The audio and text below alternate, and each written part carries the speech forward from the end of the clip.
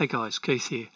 I wanted to touch on a change that was included in 2020.5 to help with submodeling, something that's always been a bit of a pain, and I think this makes a huge difference to how you go about submodeling, particularly props where you're trying to create submodels where the orders of the nodes are really important. And a classic example of that is when you're trying to create a spinner out of a snowflake. So here we have a snowflake. It's one of the Boscoyo ones. If you look at the wiring view here for the snowflake, as is pretty typical with snowflake type models, there's a lot of jumping around going on with the nodes. So rather than the nodes going out on the arms going out in order, it goes 25, 30, 26, and then it jumps around the outside here. And so if you're trying to submodel this into a spinner, it's actually pretty hard to do. So let's show you what I mean. So let's add a submodel. Let's call it old style spinner submodel, the one that you would have created previously. Oops. And let's create a new one called new style, which you would have normally had to have created manually. So let's go to the old style here and let's do a draw model. And so the first thing you'd want to do is choose the nodes that were included in it. So let's imagine that the way in which I wanted to do that was select the nodes here that go out along the arms. Let's see, this one, and this one, this one, and this one. I'm kind of ignoring the ones in the middle because they don't really line up nicely, but it doesn't really matter. All right, so there's a spinner made out of a snowflake. The problem is when I click OK, I get a buffer shape that's all over the place. Look, it looks like a spinner when you click on it all, but it's not really, the buffer's not really nicely shaped. In the ideal world, you'd want six lines here, and you'd want each of these pixels in order so that you could create some interesting effects. So the new way of doing it here is we're going to come to this one here. Now we've only got one row here, so let's add our 6 rows. Okay, there's our 6 rows, and now what we want to do is we want to go in and create them. So what I'm going to do is I'm going to double click. Now unfortunately for some reason when you double click here it doesn't work, but if I double click right over here over the edge, it will bring it up in a similar mode. And so the first thing I'm going to do is we need to decide, well, where's the start? And I'm just going to arbitrarily pick this arm down here. And you'll notice that I've got the ordered selection selected. And so now if I come down here and double click on these nodes, just like I did before, you'll notice that this ordered selection down here has remembered that I clicked on 36, then 32, then 34. So the net effect is no different. It still looks like the nodes are selected, but it's remembered the order that I clicked them in. So let's go to our second node. Here we did these ones here, so now we're going to come up here and do these 3. Done. I'm going to come up and choose the next one.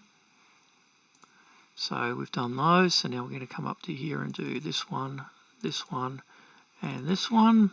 We're going to click OK. We'll come up, we'll do the next one.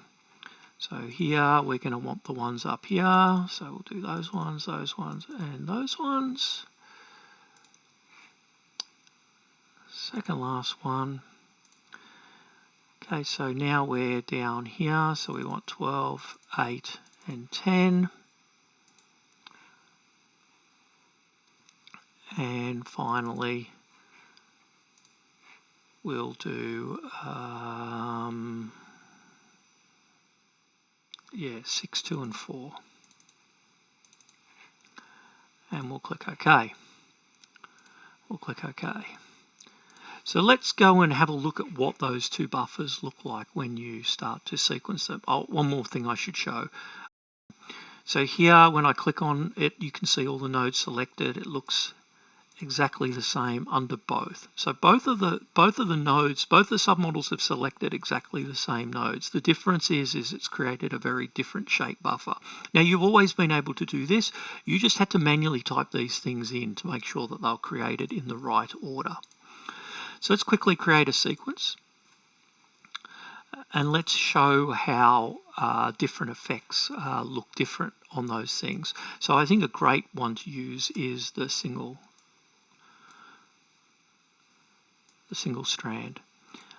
And you can see by default with the old style buffer, it kind of lights the pixels up from left to right across it, which, to be honest, I don't think is really what you'd want, because when you bring it down to this model, it produces a much more interesting effect, which is, an expansion effect across the spinner.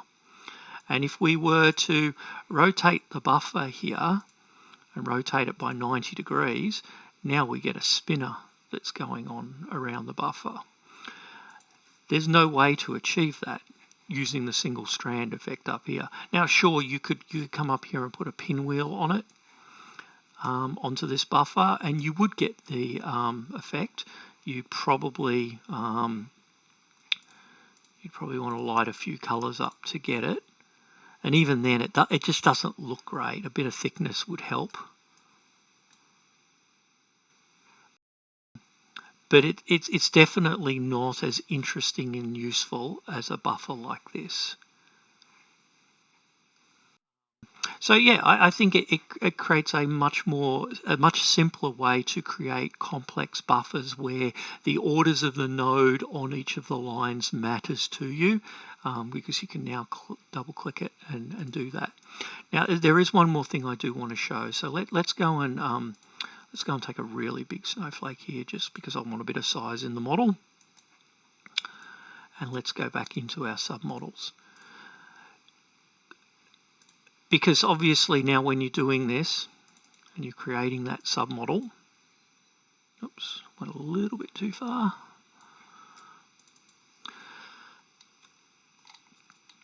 As you're doing this, you may accidentally miss some. So let's imagine I'm trying to create a submodel here, which is a line up the middle here.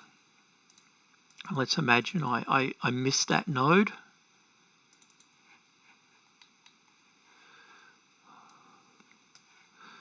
There is an interesting challenge here. I don't know why this happens. On a really big model here, it hides the text box.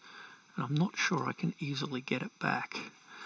That's a bug that we're going to have to look at. So I've cheated a little by going off the screen. That's something I'm going to have to look at. I'm not quite sure why that happens. Anyway, I'm going to... So as you can see, I missed a node. 589. Can I make this come back a little? Not sure I can. Oh, there it is. Okay, so you can see I missed 589. So if you wanted to insert 589 here, what you would do is you would come down here and position that cursor at the end of 588 or at the beginning of 373. And then if you come up and click on 589, it remembers where it was in that text box and inserts it. And then if you want to go back to putting things on the end, you just move the cursor to the end, and when you double click on the item, it inserts it on the end. If I wanted to add something at the front, I just move the cursor down here to the front, and then I double click on 183 and it places it in on the front. If I double click on a node that's already selected, so I'm going to double click on 199, and so obviously it's going to remove that from the end. If I double click on 590, it removed it from the second item there.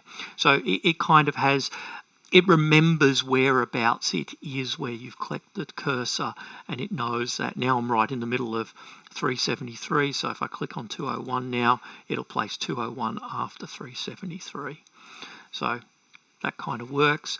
Now the reason it knows it's in ordered selection mode is because of this checkbox here. If you uncheck this checkbox, it goes back to that mode that you've been experiencing, where you can come in here and just area highlight things. The downside is that when you go and click OK, it's basically going to create that really large buffer style. If you go back to ordered, again, now it's gone and placed all the nodes in, and the order here becomes a little bit random. So I generally think that you will either go in and work with it in ordered mode, or you'll want to go in and work with it in unordered mode. You won't want to go in and do it in switch between the two very often.